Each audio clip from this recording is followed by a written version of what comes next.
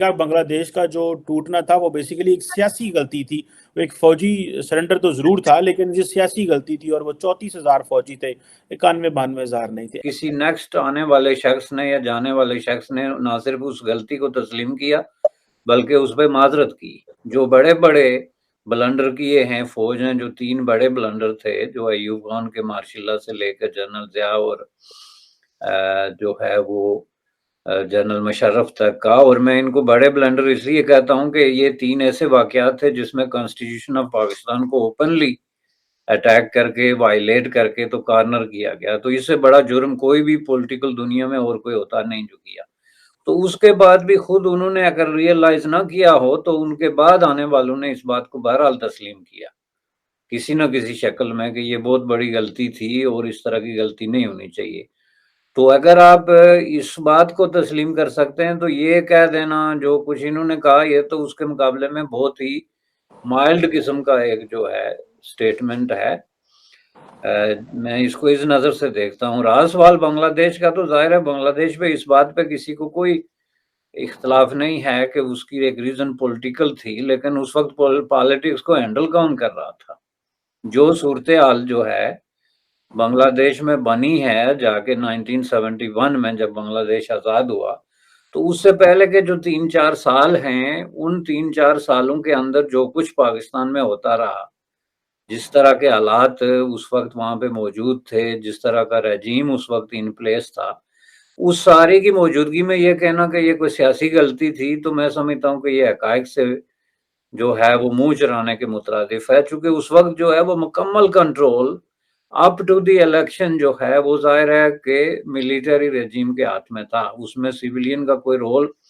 तो था नहीं। 1958 से लेके 59 60 से लेके 70 तक का ये सारा अरसा जो है, इसमें आप देखें तो इसमें तो किसी तरह की गुंजाइश ही बाकी नहीं बचती कि आप किसी तरीके से इसको पॉलिटिकल गलती करार दें। आल दो कि ये पॉलिटिकल प्रोसेस में ये हुआ जिसको मिलिट्री हैंडल और ऑपरेट कर रही थी, ये कोई पॉलिटिशियंस के हाथ में नहीं था। तो इसको अगर आप पीछे जाके देखें, हम सब इसको इस पे इत्फाक करते हैं कि जो कुछ बांग्लादेश में हुआ था उसके डिफरेंट डायमेंशंस हैं, लेकिन एक बात तय थी कि उसमें फौज का एक बहुत बड़ा अंसर इस बात पे ऑलरेडी क्लियर था कि इसको किसी न किसी तरीके से बांग्लादेश से जान छुड़ाई जाए। अब इस पे जनाब ये कोई सीक्रेट नहीं है, रिपीटेडली इस तरह के डॉक्यूमेंट्स, स्टेटमेंट्स और लोगों की वर्बल गवाही जो है वो आपके सामने आई है, जिसमें अयूब खान ने मुख्तलिफ लोगों को कहा या किसी और ने भी जो उस वक्त मामला चला रहे थे कि किसी तरीके से अगर ऐसे कोई रास्ता निकलता है कि बंगालियों से जान छूट जाए तो ये बेहतर है। तो इसको एक उस वक्त एक जज्बाती अंदाज में एक ट्रेजेडी बना के पेश किया गया। आप एक ऐसे अमल को ट्रेजेडी बना के पेश नहीं कर सकते जिसमें आप पहले से 100% क्लियर हों कि हमारे मसाइल का सबसे बड़ा सोल्यूशन यही है कि बांग्लादेश जो है वो अपनी जो जियोग्राफिकल प्रॉक्सिमिटी और जो आबादी के लिहाज से हमारे लिए एक अजाब है, और इसका अलहदा होना ही दरअसल हमारी तरक्की का एक राज है। जब आप इस बात पे मुतफिक हों तो बांग्लादेश को एक ट्रेजिक टर्न दे के अगर आप अलग करते हैं तो उसकी फिर जिम्मेदारी जो है वो आप नहीं लगा सकते। दूसरी मैं चीज आपको बता दूं कि 1956 में जो है एक रिपोर्ट आई थी यूनाइटेड स्टेट ऑफ अमेरिका की खुफिया एजेंसियों की तरफ से, जिसकी में ये असेसमेंट थी कि आइंदा 3-4 साल में जो है वो पाकिस्तान में क्या होगा। ये मैं 55 से लेके बात कर रहा हूँ जब पाकिस्तान ने अभी अभी 1954 का मिलिट्री पैक्ट साइन किया था यूनाइटेड स्टेट ऑफ अमेरिका के साथ, जिसका मतलब ये था कि उस वक्त जो है वो one of the best ally जिसको आप कहते हैं वो पाकिस्तान कंसिडर होता था, टॉप एलाइज में से एक जो है, चूंकि उसने एक वाहिद मुल्क था जो उनके अपने डोमेन से बाहर जिसने इस तरह का एक मिलिट्री अलायंस साइन किया था। तो उसमें आप ये समझ लें कि पाकिस्तान यूएस रिलेशनशिप अपने टॉप पे थी। उसमें जो रिपोर्ट आई उसमें कौन लोग शामिल थे? सीआईए तो खैर उसमें प्रिंसिपल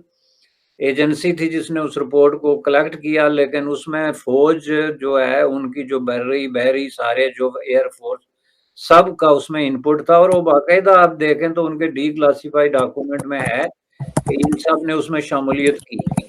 تو اس میں انہوں نے کلیئر یہ کہا تھا کہ آئندہ 3-4 سالوں میں پاکستان میں یہ جو کانفلکٹ چل رہا ہے ایسٹ ورسز ویسٹ، یہ انٹینسیفائی ہو جائے گا، اور اس کے نتیجے میں ان کے درمیان ایک بہت بڑا جو ہے وہ ایک رفٹ آئے گی، جس کے نتیجے میں بنگلہ دیش جو ہے وہ الگ ہو سکتا ہے۔ تو ظاہر ہے کہ وہ رپورٹ جو ہے وہ اس وقت ایوب خان کے ساتھ شیئر کی گئی، اور اس وقت چونکہ پاکستان اور امریکہ جو ہے وہ انٹیلیجنس رپورٹ شیئر کرتے تھے، اس لیے کہ اس وقت ان کے درمیان جو الائنس تھا وہ اسی بنیاد پہ تھا، انٹیلیجنس شیئرنگ کا، ملٹری ایڈ کا، فائنینشیل ایڈ کا، ہر چیز کا۔ تو اس حساب سے اگر یہ دیکھیں تو یہ کوئی اچانک کوئی حادثہ نہیں ہو گیا تھا بنگلہ دیش کا، کہ جس کی وجہ سے ہم پالیٹیشینز کو ایک طریقے سے جو ہے وہ ذمہ دار قرار دے کے تو ڈسمس کر دیں اور اپنے جو ہے وہ ذمہ داری سے وہ کریں۔ تو اس لیے میں سمجھتا ہوں کہ اس بات پہ جو ہے انہوں نے جو کیا۔ تیسرا جو انہوں نے کہا جی کہ جو انڈین ملٹری انوالو ہوتی ہے ہیومن رائٹس میں تو ہمارے خلاف زیادہ شور پڑا، یہ بالکل یہ بات حقیقت کے خلاف ہے۔ اگر آپ 90s سے لے کے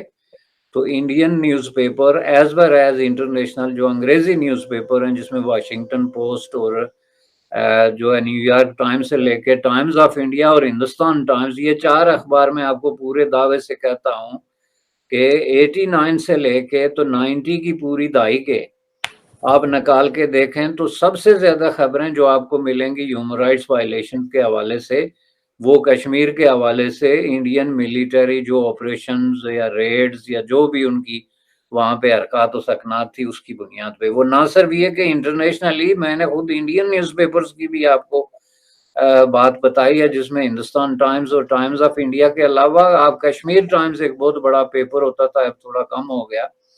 اس کے بھی فائلیں نکال کے دیکھیں تو یہ بات بالکل کمپیریزن نہیں ہے۔ اس کے مقابلے میں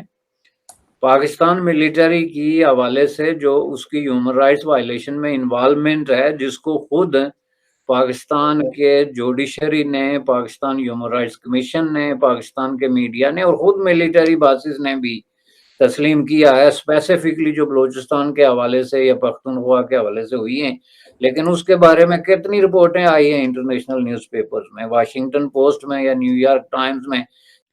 دوستو، پاکستان میں نئے آرمی چیف کا اعلان ہو گیا ہے۔ جنرل قمر جاوید باجوہ کی جگہ جنرل اسیم منیر پاکستان کے نئے آرمی چیف ہوں گے۔ پاکستان سرکار میں منتری مریم اورنگزیب نے یہ جانکاری دی ہے۔ مریم اورنگزیب نے بتایا کہ پاکستان کے پی ایم شہباز شریف نے جنرل شاہر شمشاد مرزا کو chairman of the joint chief of staff اور لیفٹیننٹ جنرل سید اسیم منیر کو آرمی چیف نیوکت کرنے کا فیصلہ کیا ہے۔ دوستو، پاکستان کے موجودہ army chief general Qamar Javed Bajwa 2016 میں پاکستان کے آرمی چیف بنے تھے۔ ان کا پہلا کاریکال 29 نومبر 2019 کو ختم ہو گیا تھا، حالانکہ بعد میں انہیں 3 سال کا ایکسٹینشن ملا تھا۔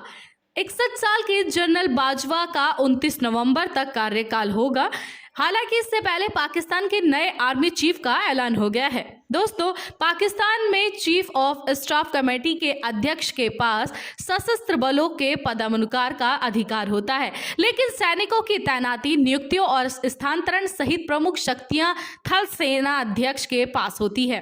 اس کارن ہی اس کرسی پر بیٹھنے والا شخص سینا میں سب سے شکتیشالی بن جاتا ہے۔ بتا دیں کہ پاکستان کو آزاد ہوئے قریب 75 سال ہو گئے ہیں اور اس میں سے آدھے سمے دیش پر سینا کا ہی شاسن رہا۔ تو دوستو، اس رپورٹ میں فی الحال اتنا ہی۔ آپ ہمارے ساتھ دیکھتے رہیے انڈیا ویب نیوز۔